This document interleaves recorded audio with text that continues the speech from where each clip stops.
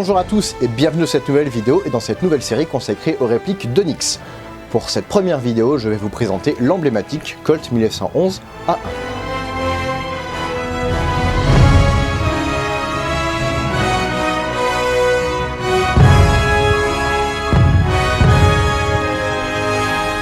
Avant de commencer, je dois vous préciser certains points. Tout d'abord, je ne parlerai pas de quasi-armes, bien que le terme soit exact, mais de répliques, pour plus de simplicité. Cette série de vidéos est réalisée en étroite collaboration avec le fabricant d'Onyx, que je remercie d'ailleurs pour leur soutien. Mais ce n'est pas pour autant que je vais vous cacher les défauts et les éléments à améliorer sur ces répliques. Je fais des reviews et non des publicités vous incitant à acheter. De nombreuses personnes vont me demander, mais quel est l'intérêt d'avoir une réplique qui ne tire rien et qui n'a pas d'histoire, qui n'est pas une vraie arme. Historiquement, il n'y en a aucun, effectivement. Cette réplique n'est qu'un bloc de métal et de bois qui n'aura pas d'autre but que de faire joli. Mais ce type de réplique est l'avenir de la reconstitution. Lorsque toutes les armes originales neutralisées auront été interdites par nos gouvernements, il ne restera plus que ces objets pour pouvoir montrer au public comment était la vie dans les années 40. À qui est destiné ce type de réplique alors? Aux collectionneurs, aux accessoiristes de cinéma et de théâtre, ainsi qu'à toute personne qui voudra remplir son holster sans se ruiner. Après, il sera toujours possible de s'orienter vers des répliques d'Airsoft, mais je vous mets au défi de trouver un garant réaliste pour moins de 200 €. Alors d'Onyx, c'est quoi? Il s'agit d'une entreprise espagnole créée en 1967, spécialisée dans la reproduction d'armes historiques, allant de l'Antiquité à 1982. Ils exportent dans 40 pays différents et ont un sacré paquet de références au catalogue, dont une quarantaine en version Seconde Guerre mondiale. Passons maintenant au Colt 1911 A1. Il existe 8 versions de Colt 1911 chez d'Onyx. 4 anciennes, 4 nouvelles. Les 4 anciennes comportent 3 en version noire, comme celle-ci, et une en version chromée. On retrouve le même schéma de l'autre côté, 3 plus 1. La seule différence se retrouve au niveau des plaquettes et des marquages. Le prix tourne autour des 114 €. Prix conseillé par le fabricant. Les fonctionnalités de la réplique sont presque toutes reproduites de manière réaliste.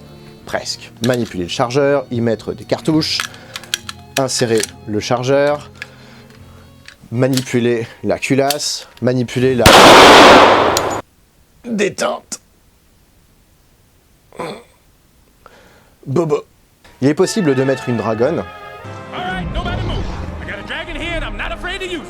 Bon, pas elle est pas d'accord. Donc il est possible de mettre un lien entre le bout du pistolet ainsi que votre ceinturon, par exemple, pour éviter de perdre votre pistolet lorsqu'il est glissé dans votre pantalon, par exemple, et que, pour une raison ou pour une autre, en reconstitution, le soir, vous perdiez votre pantalon. Ce serait dommage de perdre le pistolet avec, hein. Et votre honneur aussi.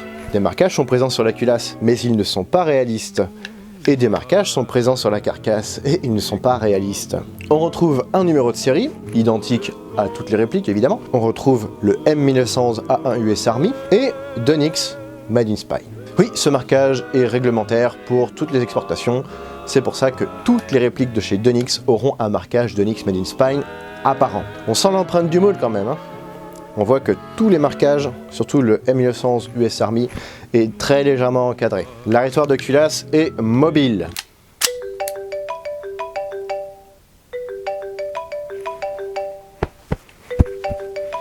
Oh non, me dites pas que...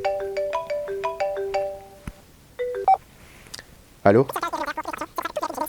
Non mais cette blague elle est nulle. Ouais. Bon allez, casse-toi. Je disais donc... L'arrêteur de culasse peut être mis en mouvement manuellement. Nous avons ici un chargeur vide et pourtant l'arrêtoir ne fonctionne pas. Il faut donc que je le fasse relever manuellement avec le doigt. Donc il n'est là que pour faire joli, il n'est pas fonctionnel. La sécurité présente à l'arrière est mobile mais pas fonctionnelle. En effet, vous pouvez armer et tirer sans aucun problème alors que rien n'appuie sur cette petite pédale. La sûreté ici est utilisable évidemment et fonctionne. Le démontage se fait de manière à peu près réaliste en enlevant le levier ici, on enlève la culasse, on peut désolidariser le canon en passant par l'avant. Attention cependant, il s'agit d'une réplique faite en Zamac.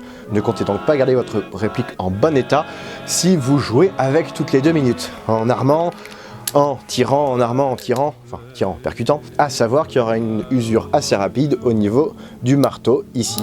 Là, on entend qu'il y a bien des clics et c'est bien verrouillé, mais vous pourrez retrouver sur d'autres vidéos YouTube, sur d'autres retours d'expérience, que cette partie va vite s'abîmer, donc évitez de faire joujou avec. Ce n'est pas un jouet, il s'agit plus d'une maquette qu'une arme.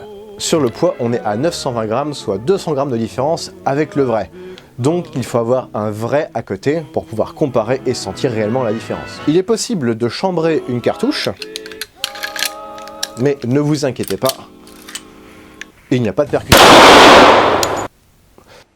J'ai beau être matinal, j'ai mal.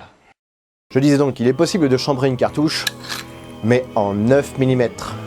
Enfin, en fait, vous pouvez insérer une cartouche dans le chargeur en 9 mm, en 11,43, ça passe pas, c'est du 11,43.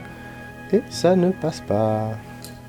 Dans toutes les positions que vous voulez, ça passe pas. Mais une fois que c'est dans le canon, lui, est en 11,43. Du coup, ça donne ça. Voilà, je viens de tirer avec une réplique de Nyx. Portée 5 cm.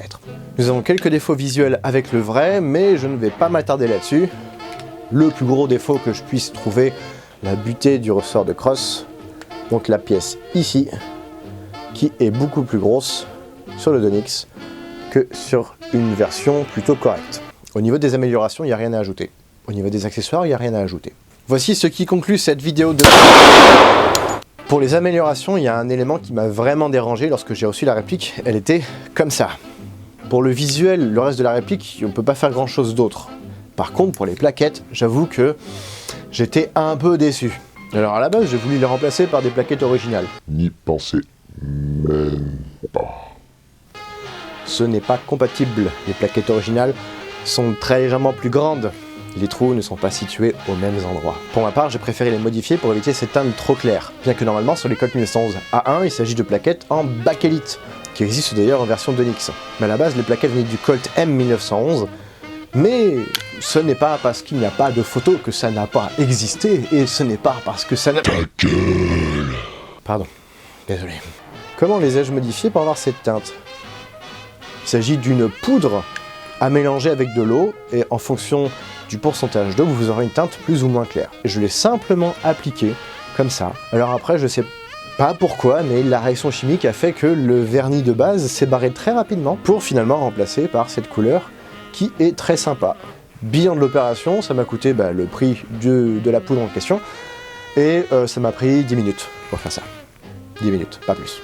Et nous avons ici une teinte noyer foncé. On dit pas noyer foncé, on dit personne noire ayant rempli ses poumons d'eau. Ouais, c'est ça. Ouais.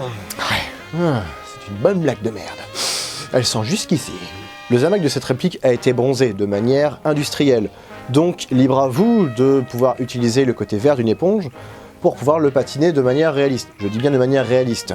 Si vous voulez le patiner de manière irréaliste, accrochez-le derrière une voiture et puis tirez-le. Mais après avoir enlevé le bronzage sur les arêtes, je vous conseillerais juste de rebronzer ces arêtes. Vous l'aurez compris, ce pistolet n'est pas destiné aux collectionneurs super perfectionnistes, mais ce sera plutôt pour les collectionneurs et reconstitueurs qui auront envie de pouvoir agrémenter leur uniforme avec une réplique comme celle-ci qui ne coûtera pas un rein. Et qui veulent également éviter les problèmes de loi, puisqu'il s'agit avant tout d'une réplique, donc d'une maquette. Mais ça ne doit pas vous encourager quand même à vous balader avec dans la rue, attention. J'espère que cette vidéo vous aura plu, si c'est le cas n'hésitez pas à la partager sur vos murs Facebook et Twitter. Au Google Plus pour les antiquaires. Et à vous abonner. Et je vous dis rendez-vous prochainement pour une nouvelle vidéo d'augmentation de répliques d'Onyx, de répliques d'Airsoft, de VIP ou d'uniforme. Salut!